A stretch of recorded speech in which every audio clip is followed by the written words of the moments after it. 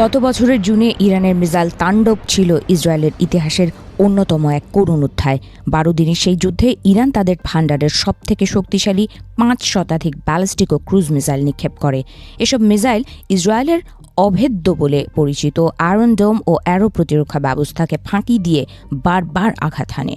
বিশেষজ্ঞদের মতে সেবার ইরানের ফাত্তাহ ও খাইবার শেকান মিসাইলগুলো হাইপারসনিক গতিতে আঘাত হানায় ইসরায়েলের মাল্টি লেয়ার ডিফেন্স সিস্টেম অনেক ক্ষেত্রে ব্যর্থ হয়। আর তাই এবার ইরানের হাইপারসনিক মিসাইল প্রতিহত করতে মিসাইল প্রতিরক্ষা ব্যবস্থায় বড় ধরনের সাফল্য অর্জন করেছে ইসরায়েল। ইসরায়েল নিজেদের পরবর্তী প্রজন্মের প্রতিরক্ষা ব্যবস্থা অ্যারো-4 তৈরির কাজ প্রায় শেষ করে ফেলেছে। মূলত ইরানের তৈরি অত্যাধুনিক হাইপারসনিক মিসাইল মোকাবেলা করতেই এই প্রতিরক্ষা ব্যবস্থা তৈরি করেছে ইসরায়েল। আগামী কয়েক মাসের মধ্যেই এর প্রতিরক্ষামূলক উৎক্ষেপণ শুরু হতে পারে। এটি ইসরায়েল অ্যারোস্পেস ইন্ডাস্ট্রিজ এবং মার্কিন মিসাইল ডিফেন্স এজেন্সির একটি যৌথ প্রকল্প। মাঝ আকাশে দিক পরিবর্তন করতে পারে এমন সব ব্যালিস্টিক মিসাইল ধ্বংস করতে এই প্রতিরক্ষা মিসাইল ডিজাইন করা হয়েছে। পশ্চিমা গণমাধ্যমগুলোর প্রতিবেদন অনুযায়ী ইসরায়েলের তৈরি অ্যারো-4 পৃথিবীর বায়ুমণ্ডলের ভেতরে এবং মহাকাশ দুই স্থানেই কাজ করতে পারে। ফলে এটি অত্যন্ত দ্রুত গতির এবং অনির্দেশ্য পথে আসা মিসাইলগুলোকেও নির্ভুলভাবে খুঁজে বের করতে সক্ষম। এতে ব্যবহার করা হয়েছে হিট টু কিল প্রযুক্তি।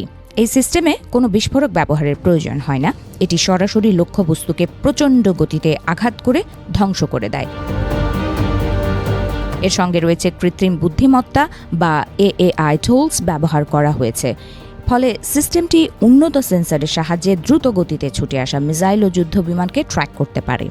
এই প্রতিরক্ষা ব্যবস্থা প্রথমে একটি মিসাইল ছুড়ে লক্ষ্যবস্তুর অবস্থা পর্যবেক্ষণ করে। এরপর প্রয়োজন হলে সাথে সাথে দ্বিতীয়টি ছোড়ে। ফলে সফলতার হার বহু গুণ পর্যন্ত বেড়ে যায়। গত বছরের যুদ্ধে তেল আবিব সহ প্রধান শহরগুলোতে বৃষ্টির মতো মিসাইল হামলা চালায় ইরান। তাদের মিসাইল হামলায় ইসরায়েলের সামরিক অবকাঠামো ও যোগাযোগ ব্যবস্থা তছনছ হয়ে যায়।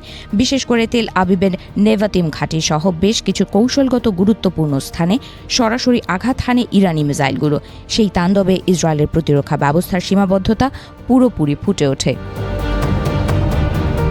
সমর বিশেষজ্ঞরা বলছেন ইরানের মিসাইল হামলায় ইসরায়েলের অ্যারো প্রতিরক্ষা ব্যবস্থা প্রায় 85% সফল হয়েছিল। তবে ইরান সম্প্রতি এমন কিছু হাইপারসনিক মিসাইল তৈরি করেছে যা ইরানের বর্তমান প্রতিরক্ষা ব্যবস্থাকে ফাঁকি দিতে পারে।